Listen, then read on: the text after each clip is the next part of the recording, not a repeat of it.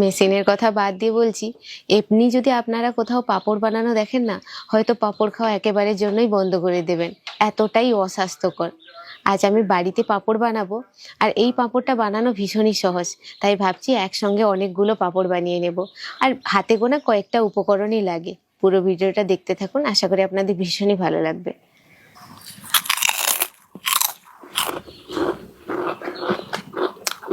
মুখে দিলে একদম মিলিয়ে যায়। পাঁপড়গুলো এমন ফলকা হয়ে গেছে, হাতে গুঁড়ো হয়ে গেছে। দেখো, ভাত রান্না করার যে কোনো হাঁড়ি আর এরকম ঢাকনা, আর শুধুমাত্র যদি ময়দা জিরে থাকে তো সবাই পাঁপড় বানাতে পারবেন। আর 1 কাপ ময়দাতে অনেকগুলো পাঁপড় হয়। 2 কাপ ময়দা নিয়েছি, স্বাদ মতো লবণ দিয়ে দিচ্ছি, আর অল্প দিচ্ছি জিরে, আর দিচ্ছি আজওয়ান। আজওয়ান জিরের মধ্যে যে কোনো একটা দিলেও হবে। ভালো করে মিশিয়ে নিয়ে এবার জল দেব। গরম জলও নয়, আবার ঠান্ডা জলও নয়, বাড়িতে সাধারণ তাপমাত্রায় যে জলটা আমরা রাখি ওই জল দিয়ে মাখতে হবে। ভালো করে মাখিয়ে নিই। বেশি সময় ধরে মাখালে এই যে ময়দার গুটিগুলো না খুব সুন্দরভাবে ভেঙে যায়। ব্যাটারটা কেমন ঘন রাখবেন একবার দেখুন। আরো ভালোভাবে বোঝার জন্য বলছি, চামচ থেকে পুরো ব্যাটারটা ঢেলে দিলাম। এই দেখুন, তবু চামচের গায়ে খুব সুন্দরভাবে লেগে আছে। এদিকেও দেখুন। মিশ্রণটাকে এইভাবে ভালো করে মেখে সঠিক ঘনত্বে আনতে হবে। তারপরে একটা ঢাকনা দিয়ে 30 থেকে 40 মিনিট মতো একেবারে বিশ্রামে রেখে দিন।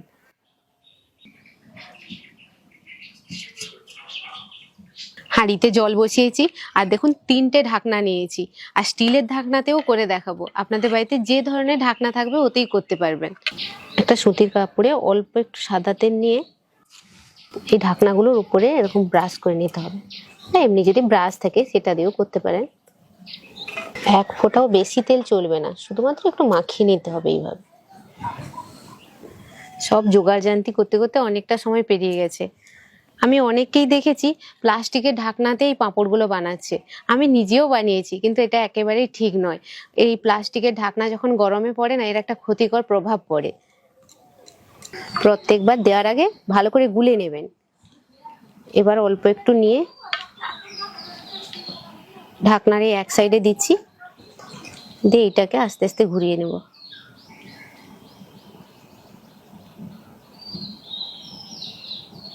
যাতে পুরো ঢাকনাটাই সুন্দরভাবে মেলে যায়। দেখুন, সুন্দরভাবে মেলে গেছে। জলের ভাপটা বেরোবে না বলে আমি এমনি একটা ঢাকনা দিয়ে রেখেছিলাম। এবার এটা বসিয়ে দিই।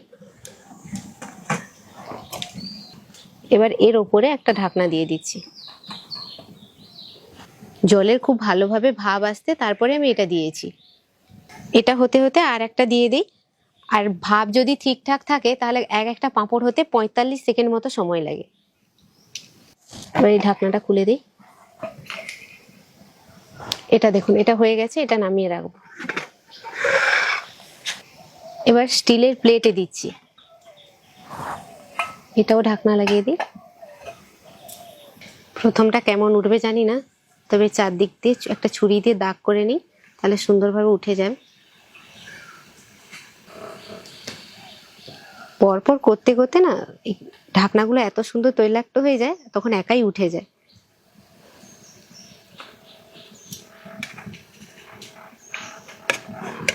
হালকা করে ছাড়িয়ে নিচ্ছি। এবার দেখুন, এবার এটা সোজা এইভাবে টেনে নিতে হবে। দেখেছেন কত সুন্দরভাবে উঠে গেল। একটা চালাতে করে এইভাবে মেলে রাখবো। স্টিলের প্লেটেরটা খুলে দেখাই। এর আকারটা একটু ছোট, ঠান্ডা হোক তারপরে তুলবো। প্রত্যেকবার দেওয়ার আগে এরকম তেল মাখিয়ে নেব।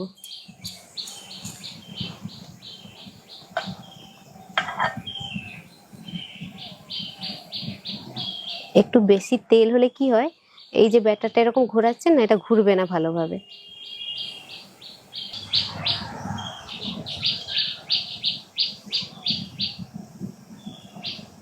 এরকম ধৈর্য ধরে করবেন, দেখবেন বানাতে খুব ভালো লাগছে, আর এত সুন্দর ঝটপট হয়ে যায়। তো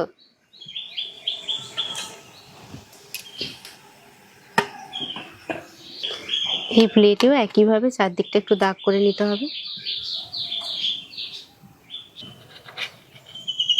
প্রথমে একটা সাইড কিন্তু একটু তুলে নেবেন, তারপরে হাত দিয়ে টানলে চলে আসবে।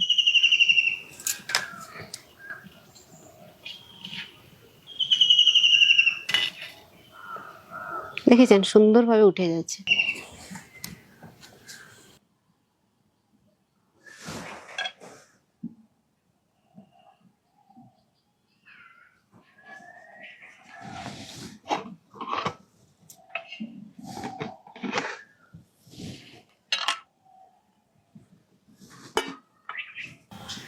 এগুলো তুলতে এত ভালো লাগে, তো দাদা তো মাঝে মাঝে ক্যামেরা ছেড়ে তুলতে চলে আসছে এগুলো।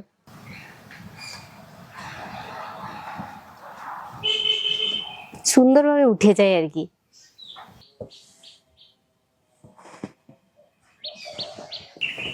জলের ভাবটা দেখুন কিভাবে হচ্ছে। এগুলো হচ্ছে আর এদিকে রোদও পাচ্ছে, এদিকে দিয়ে দিচ্ছি সব। এই চালাটা সুন্দর হয়ে ভরে গেল। এখন এইভাবে রোদে থাক, তবে কদিন শুকোতে লাগবে বলতে পারবো না, রোদ তো সব দিন সমান হয় না, শুকোনোর পর বলবো কদিন লেগেছে।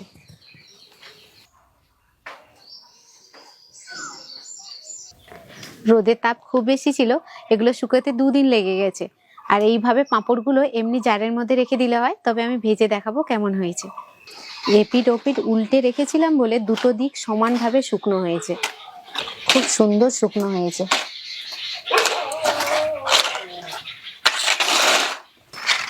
মা কোনোদিন পাঁপড় বানানো দেখেছো? দেখিনি, বা বাজার থেকে কিনে নিয়ে আসে ভেজে খাই। শুধু পাঁপড় নয়, এমন অনেক জিনিসও আছে যেগুলো খুব অস্বাস্থ্যকর ভাবে বানানো হয়। যত এগুলো তো খাওয়ার জিনিস, একটু পরিষ্কার পরিচ্ছন্ন হলে খুব ভালো লাগে।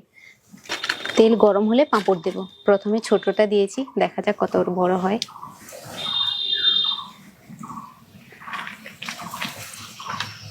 তুলে নি, খুব বেশি সময় ভাজা যাবে না। ছোট পাঁপড়গুলো কত বড় হয়েছে। এবার বড় পাঁপড় দিয়ে দেখি কত বড় হয়।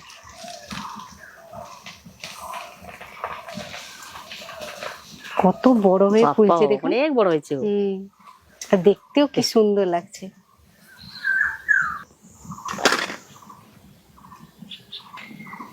আবার দিয়ে দিই। এত সুন্দর ফুলছে আর বড় হচ্ছে না। বড় বড় না, একটা পাঁপড় খেলে মন শান্তি হয়।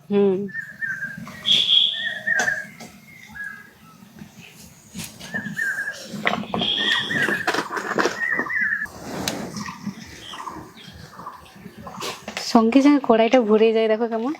এগুলো ভেঙেও ভাজা যায়, ছোট ছোট করেও ভাজা যায়, সেও ভালো লাগে। ছোট ছোট করে ভাজলে ভালো, তেলটা কম লাগে।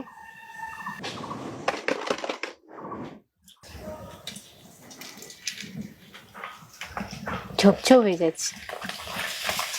বাবা, এটা তো অনেক বড় হয়েছে, দেখো খুব সুন্দর হয়েছে এটা। মা ঝুড়ি তো ভরে গেল, আরেকটা ঝুড়ি আনো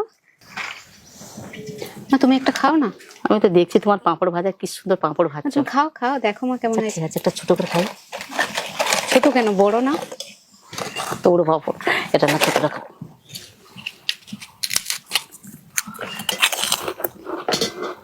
মুচমুচ করছে এমন, কিন্তু সে বাজারে পাঁপড়ের মতো নয়, কিন্তু দারুণ স্বাদ। তো দারুণ স্বাদ, দারুণ স্বাদ। না বাজারের পাঁপড়ের মতো হবে না।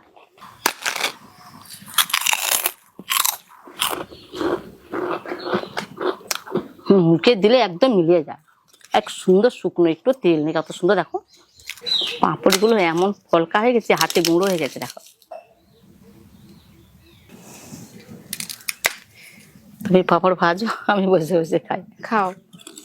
এই পাঁপড়গুলো তো সে মানে বাজারে যে পাঁপড়গুলো পাওয়া যায় ওর মতো স্বাদ নয়। এ কিরকম স্বাদ বলো তো? এই যে চোঙার মতো, যে চোঙার যে বিক্রি করে মেলায়, যে আগে ছোটবেলায় যে খেতাম না, এই চোঙা ভাজা বলতাম আমরা, পুরো সেরকম স্বাদ। দুর্দান্ত স্বাদ।